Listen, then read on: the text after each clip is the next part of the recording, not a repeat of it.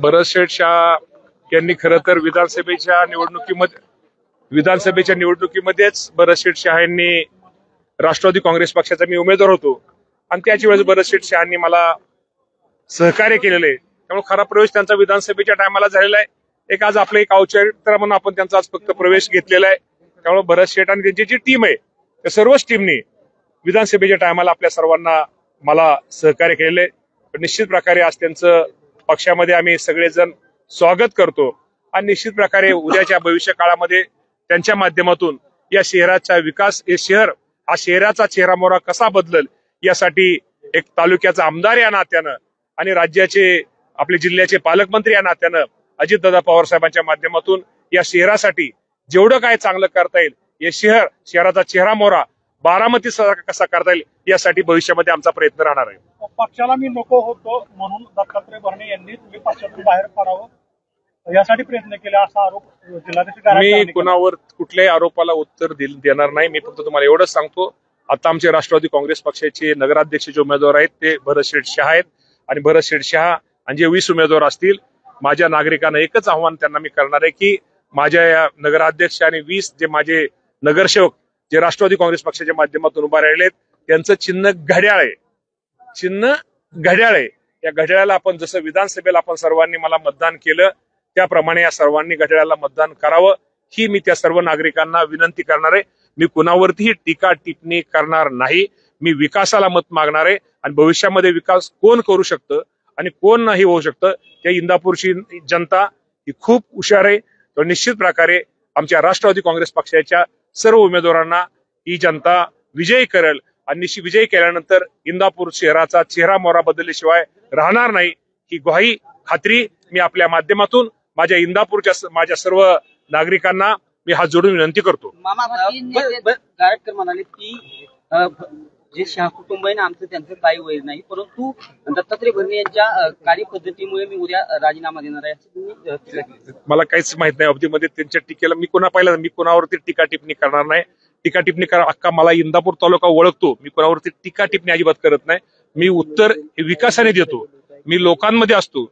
आज सकाळपासून आता तुमच्या समोर उभा आलेलो आहे. मी सकाळपासून मी गाडीतच होतो, गाडीतच जेवण केलंय. मी लोकांच्या सुख दुःखामध्ये लोकांच्या आनंदाच्या क्षणामध्ये मी असतो. मी फक्त निवडणुकीपुरतं लोकांसमोर जात नाही. निवडणुकीसमोर फक्त युत्या करत नाही. निवडणुकीपुरतं काय गोष्टी करत नाही. मी करतो कायमस्वरूपी करतो. उद्या निवडणूक जरी मी आमदार निवडून झाल्यानंतर उद्या निवडणूक आहे त्याप्रमाणे मी माझं काम करत असतो. असंही म्हणतायत की जर राष्ट्रवादी काँग्रेस फुटली होती तेव्हा मी जर शरद पवार गटासोबत गेलो असतो तर आज दत्तात्रय भरणे आमदार दिसले नसते. आता खबर जनता इंदापूरची खूप हुशार आहे. कोण टीका करत मला कोणावरती टीकाच करायची नाही. इंदापूरचं मला जे उत्तर द्यायचंय ते विकासाला उत्तर द्यायचंय. विकास मला इंदापूर तालुक्याचा आम्हाला सगळ्यांना मी एकटा करू शकणार नाही. आम्हाला सगळ्या टीमला विकास करायचा आहे. पण त्यामध्ये सगळ्यांचंच आपल्याला योगदान लाभणार आहे. त्यामुळे मला त्या बाबतीमध्ये कोणावरती टीका टिप्पणी न करता या शहराच्या विकासासाठी मला हे काम करायचंय. कोण काय म्हणलंय, कोण कोणाचा व्यक्तिदोष होता, कोण कोणाला कोणाचा राग होता, कोण कोणाला नको म्हणत होतं हे तुम्हा पत्रकारांना सांगायची गरज नाहीये. त्यामुळे बंधूंनो मला फक्त विकासासाठी माझ्या इंदापूरच्या नागरिकांनी भरत शेठ शाह आणि त्यांच्या टीम त्यांचे जे नगरसेवक आहेत या सर्वांना घड्याळाला मतदान करावं ही आपल्या माध्यमातून माझ्या शहरातल्या मी विनंती करतो. अतिवृष्टी भागात जी मदत होती ती अजून देखील मिळाली नाही. अगदी मे महिन्यात त्यात काही शेतकरी त्यापासून अलिप्त आहेत, परंतु राज्य सरकारने एक नवीन निर्णय घेतलाय की माती आणि मुरुम आहे ते सरकारला जे खरडलेल्या जमिनीवरती मोफत देण्याचा निर्णय घेण्यात आलेला आहे. काय 100% शासनाने शेवटी या अडचणीच्या काळामध्ये जी शेतकरी परिस्थिती या काळामध्ये शेतकऱ्यांच्या पाठीमागे उभा राहणं हे सरकारचं काम आहे आणि शासनाने त्या बाबतीमध्ये आपल्या सगळ्यांना माहिती की 32,000 कोटी रुपयाची मदत माझ्या शेतकऱ्यांना जाहीर केलेली आहे. साधारण त्यातले 20,000 कोटी रुपयाचे GR आतापर्यंत निघालेले आहेत. जसं जसं पंचनामे किंवा जे जे अपुरं काय काम राहिलेले आहेत जसजशी माहिती सरकारकडे येते तो अहवाल येतोय त्याप्रमाणे राज्य सरकार मदत करते आणि आजच्या काळामध्ये निश्चित प्रकारे खरंच शेतकरी अडचणीत आहे. शेतकऱ्याला मदत केली पाहिजे, शेतकऱ्याला सहकार्य केलं पाहिजे. आपल्या सर्वांना माहिती आहे की ज्या शेतकऱ्यांची खूप दिवसाची मागणी होती ती कर्जमाफीची, तिच्या शेतकऱ्यांची कर्जमाफीची आणि आम्ही आमच्या जाहीरनाम्यामध्ये निवडणुकीला ज्यावेळेस विधानसभेला वर्षापूर्वी आम्ही त्यांच्या समोर गेलो होतो. आम्ही शेतकऱ्यांना आश्वासित केलं होतं की आम्ही तुमची कर्जमाफी करू. त्याप्रमाणे शासनाने एक कमिटी केलेली आहे परदेशी साहेबांच्या नेतृत्वाखाली. त्या कमिटीचा रिपोर्ट साधारणतः एप्रिल महिन्याच्या पहिल्या आठवड्यात आपल्याला प्राप्त होईल आणि 30 जून आपल्याला सगळ्याला माहिती आहे की शेतकऱ्यांचं 30 जून हे कर्ज ह्याचं वसुलीचं हे असतं. त्यावेळेस संपूर्ण जे शेतकऱ्यांना जे शासनाच्या वतीने जो निर्णय घेईल शेतकऱ्यांची कर्जमाफी ही 30 जूनच्या अगोदर राज्य सरकारच्या वतीनं केली जाईल. नगरपालिका निवडणुकीत काही ठिकाणी दोन्ही राष्ट्रवादी एकत्र येताना दिसत आहेत. काय उद्याच्या निवडणुकीत राष्ट्रवादीची एकी दिसणार आहे?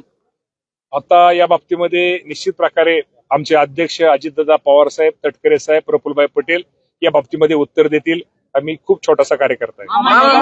मामा शेवटचा प्रश्न. मामा राज्यामध्ये भारतीय जनता पक्षाच्या नेतृत्वाखाली राष्ट्रवादी काँग्रेस ही सत्तेमध्ये आहे, तर इंदापूरमधील भाजप सोबत आपला संपर्क झालेला आहे का? म्हणजे इंदापूरमध्ये कसं आहे, आपण युतीमध्ये राहणार आहात का? कारण नाही, या बाबतीमध्ये शेवटी प्रत्येक स्थानिकाचा निर्णय घ्यायचा असतो. मला माहित नाही, माझ्या संग कोणी कॉन्टॅक्ट केला नाही. कदाचित कोकाटे साहेबांना, हनुमंतराव कोकाटेंकडे केलं असलं तर मला काय माहित नाही. तीन नेते तुमच्या विरोधामध्ये आव्हान देत आहेत, कसं आव्हान असणार आहे तुमच्याकडे? माझ्यासमोर कुठलंच आव्हान नसतं. यापूर्वी पण अनेक नेते माझ्या विरोधात होते, अनेक ही होते. त्यामुळे मला काय त्याचं कुणाचं आव्हान वाटत नाही. मी आव्हानातला आहे.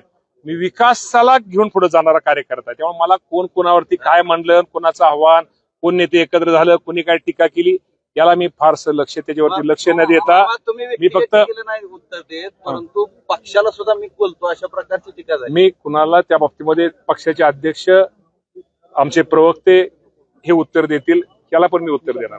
पैशावाल्यांना तिकीट दिलं म्हणून असा देखील आरोप. आता पैशावाल्यांनी तुम्हाला एवढं आहे का? पैशावाल्यांनी त्यांनी सांगितलं कुठं, त्यांनी शहासाहेबांनी सांगितलं पैसा त्यांच्याकडे खूप पिढ्या पैसा आलेला आहे.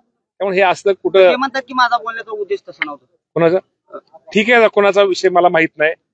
शहासाहेब गर्भ श्रीमंत आहेत, पण याचा अर्थ ते काय, मगाशी त्यांनी उदाहरण भाषणामध्ये त्यांचं तुम्ही सांगितलं, शहराचा बघा तुम्ही, त्यांना शहराच्या लोकांनी, शहरांनी जर त्यांना संधी दिली नगराध्यक्ष, निश्चित प्रकारे या शहराचा ते चेहरा मोहरा बदलतील. मामा, तुमच्या 3 टर्मला इंदापूर शहराने किंवा इंदापूर वासियांनी तुम्हाला साथ दिलेली आहे. तुमच्या 3 टर्म झाले. आता राजकीय खूप मोठी उलथापालट झाले.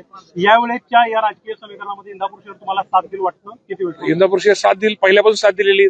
तुम्ही 3 टर्म नाही 4 टर्म म्हणा, 2009ला पण मला साथ दिली. 2009ला पण मी इंदापूर शहरामध्ये पुढेच आहे आणि भविष्यामध्ये पुढेच राहणार. काळजी करू नका. चला.